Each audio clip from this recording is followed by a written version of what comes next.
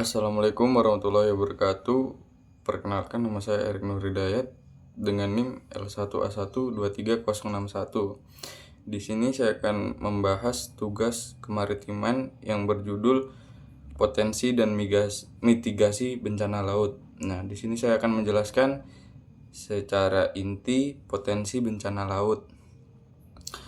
Yang pertama itu peningkatan permukaan laut. Potensi terjadinya bencana akibat kenaikan permukaan laut sebagai dampak perubahan iklim. Mitigasi melibatkan peningkatan tanggul pesisir, restorasi hutan mangrove yang penyesuaiannya infrastruktur. Dan yang kedua, pemutihan karang. Pemutihan karang yang disebabkan oleh pemanasan global dan polusi yang mengancam keberagaman hayati dan ekonomi lokal. Upaya mitigasi meliputi pengelolaan sumber daya karang yang berkelanjutan dan pengurangan polusi. Dan yang ketiga, pencemaran laut. Potensi tercemarnya laut oleh limbah industri, sampah plastik, dan limbah domestik. Mitigasi melibatkan pengawasan ketat terhadap limbah industri, kampanye membersihkan pantai, dan penggunaan alternatif ramah lingkungan. Nah, dan sini yang di keempat, kecelakaan kapal. Resiko kecelakaan kapal dapat mengakibatkan tumpah minyak, kerusakan lingkungan laut, dan ancaman terhadap kehidupan laut.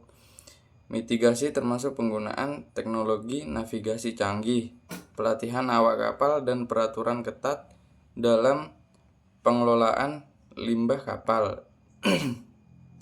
Dan yang kelima, overfishing. Penangkapan ikan yang berlebihan dapat mengakibatkan penurunan populasi ikan dan kerusakan ekonomi laut.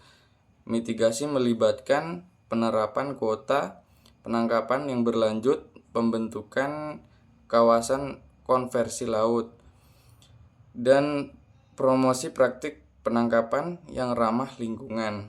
Masuk lagi yang keenam, gangguan terumbu karang. Potensi kerusakan terumbu karang akibat aktivitas manusia seperti penggunaan bahan kimia berbahaya dan pendangkalan. Mitigasi melibatkan pengelolaan taman laut yang efektif, pengurangan dampak pariwisata, dan pengembangan teknologi restorasi terumbu karang. Dan yang ketujuh, perubahan iklim. Perubahan iklim dapat meningkatkan intensitas dan frekuensi bencana laut seperti badai tropis dan gelombang pasang. Upaya mitigasi meliputi pengurangan emisi gas rumah kaca, peningkatan ketahanan infrastruktur, dan adaptasi terhadap perubahan iklim. Nah, di sini saya akan menjelaskan secara detail lagi. Yang pertama, badai tropis. Badai tropis dapat mengakibatkan angin kencang, gelombang tinggi, dan banjir. Mitigasi melibatkan pemantauan cuaca yang akurat, sistem peringatan dini, evakuasi yang terkoordinasi, dan pembangunan infrastruktur tahan badai seperti tanggul dan pelabuhan yang kuat. Yang kedua, tsunami. Tsunami yang sering dipacu oleh gempa bumi laut dapat menghasilkan gelombang yang besar, merusak pesisir. Upaya mitigasi mencakup pembangunan sistem peringatan dini. Dan yang ketiga, gelombang pasang. Gelombang pasang atau tsunami surut bisa terjadi akibat faktor seperti perubahan gravitasi bulan dan cuaca ekstrim. Mitigasi melibatkan pemantauan pasang surut, pembangunan infrastruktur, perlindungan pesisir seperti tanggul dan pagar, serta penyuluhan masyarakat tentang keselamatan.